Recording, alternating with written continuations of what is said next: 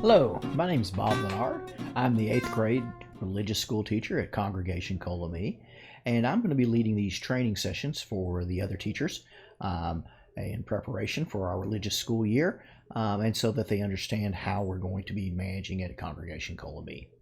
That being said, I think a lot of people may find this information useful, so feel free to hang out with us, and I hope you do find something that you can use. So let me go ahead and set the landscape before I move forward with anything else. There's some important topics to point out. The first one being is that I am a Mac user, so all of my examples will be done on a Apple or a Mac machine. I will try to point out any variants that I think may be special to point out in regard to Windows PCs when I am aware of them. But that being said, you shouldn't see a lot of variants. Probably the biggest one when we get into a few lessons down the road will be in regard to things like they don't have a zoom menu on a Windows machine. Generally, anything I'm talking about under the zoom menu on Mac will be under the file menu on a Windows machine. Mac also likes to use the word preferences, whereas Windows machines tend to use the word either settings or setup. But otherwise, I think for the most part, you're going to find the commands are in the exact same place regardless of what platform you're using. Along those same lines, I highly recommend that if at all possible, you use a computer, meaning a desktop or a laptop machine, and that you do not try to do this with a mobile device, meaning a tablet and or a phone. While you can easily host a Zoom meeting via either of those latter platforms, you will find that some of the features that are available to the full computer version will not be available to you. And unfortunately, because of just the small real estate size, it can be very difficult to do things like share a screen, share an application, a shared website, things of that nature. This training, as noted, is CKA specific. And so you will hear me as we go through this mention some things of how we're doing it. But it is the way a lot of people are doing it, and the slight variations you can discuss with your individual administrators and be able to work out those differences. So first, let me talk about, for our CKA teachers, a little bit how we're setting this up. Each of you will have your own hosting account, and that means you'll have full capabilities to all of the hosting features, and we'll be able to do things like assign your Modric as a co-host so that they can also help with some of the management. We'll talk about some of those things in future lessons. One of the other important things to note is I will be managing the entire religious school calendar, including creating the Zoom meetings. So that will make me the host for everything, not only for backup purposes, but the primary purpose for that is so that I can maintain the calendar, and we just have a single point of reference for everything for the parents. So that it's very clear. It should also be noted, I will set these up as repeating meetings. So once you are giving your meeting ID and your meeting link, that will be the same throughout the entire religious school year. For the Hebrew classes and for the services, we will use a single Zoom link for all grade levels for that, and I will manage that one for you. So you're really only responsible to manage your Sunday school class.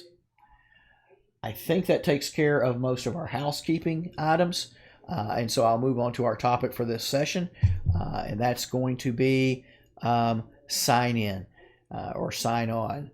I know it sounds like a relatively simple topic, but I have seen it create issues for several people, and so I really wanted to cover it briefly so that we can make it clear and so that you can avoid issues from the get-go.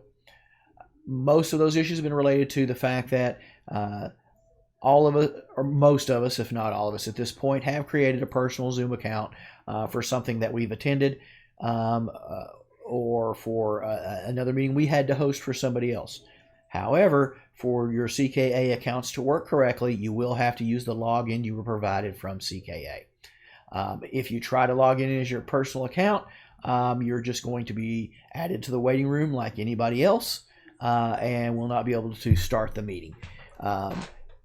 Don't panic. Even if that does happen, it's simple enough to correct that issue. And as a matter of fact, I'm going to try to demonstrate that for you here in a minute.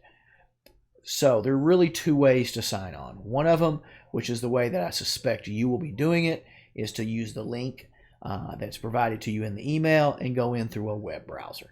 When you click on the link, it'll take you to the web browser, which then in turn will open the Zoom application, and you will actually use the application going forward. The alternative way is you can actually start the Zoom application up front, and once that application is started, you can use it to log in to host your meeting. So let's take a minute to look at the email that you should have been sent first. And I'm actually using a older email so that I can leave the meetings and everything out here. This meeting no longer exists, so we don't have to worry about anybody hacking in if this being in the shared video.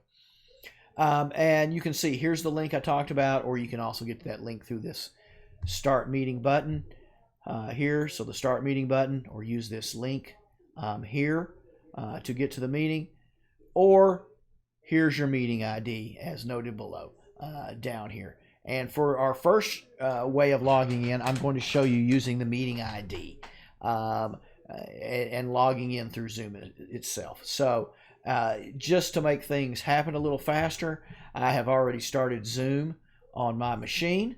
And so I'm going to come over here. I am going to sign in. But in this case, I'm going to sign in using my personal account.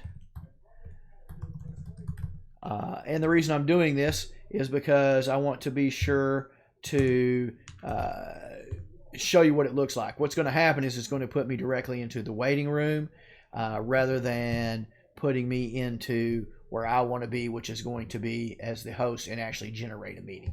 So I've run over my password safe now and copied that password. So let me paste it in here. And I'll sign in.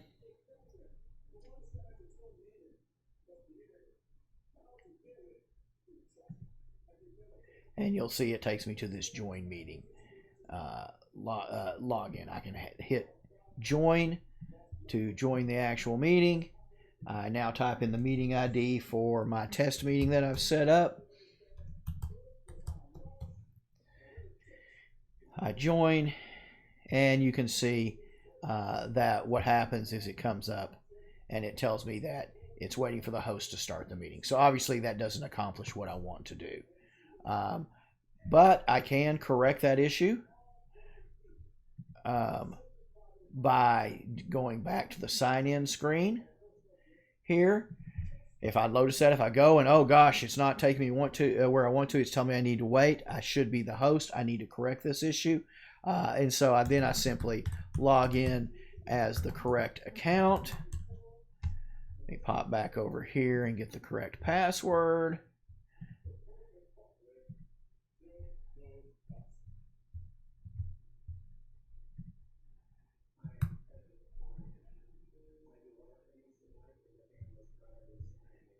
And as you'll see here in just 1 second, it kicks off the main screen, and I'm now controlling the meeting from there. The videos will vary a little bit, folks, and that's because I'm using 2 different webcams, and so that also explains the lag we see in the webcam retransmission, and I'm doing that on purpose so that I didn't have any conflicts between this recording and what we're showing there. So that's one way to log in. Again, when I went in with a wrong account, my personal account, I was put in the waiting room. That's an immediate signal that I need to click that sign in link and come in and sign in using my office, in this case, my office account. In your cases, it'll be the Zoom account you're provided with, and that will get you to where you need to be.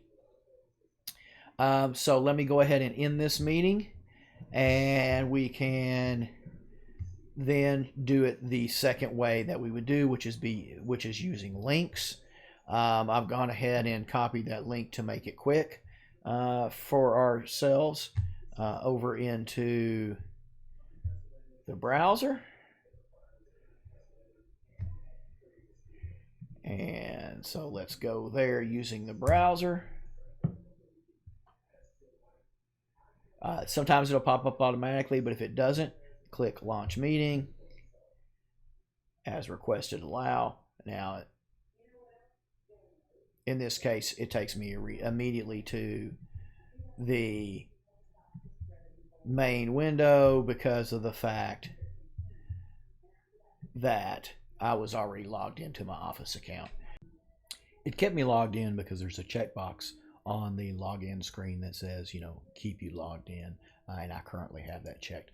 It's a good idea if you're hosting the same meetings over and over again through that same account. However, if you're switching back and forth a lot between the two accounts, I actually suggest that you go ahead and leave that box unchecked, and for it basically make the system force you to log in each time. So in summary, we've really covered the topic of sign in, and hopefully you have a good understanding of what you need to do. You have two options on how to do that. You can use a link in an email or a saved link that you've written off somewhere else to go directly to the meeting through the browser. Or you can pull up the Zoom application and you can use that same meeting ID that's also in that same email or that another administrator can provide to you. You can enter in that the meeting ID and it will take you immediately to that meeting. The real key issue is always be sure that you're using the host account provided by your administrator for that. In the case of CKA teachers, be sure that you're using that Zoom account that you've been provided by Congregation Colony. I hope you found this first session helpful. We'll have a lot more things going forward. Our next session, I'll cover all of the possible settings, or at least the ones that I think will affect you directly. And then in the third session, I'll try to cover all the features within the actual hosting window and what those will do for you. Thank you very much, and we'll see you next time.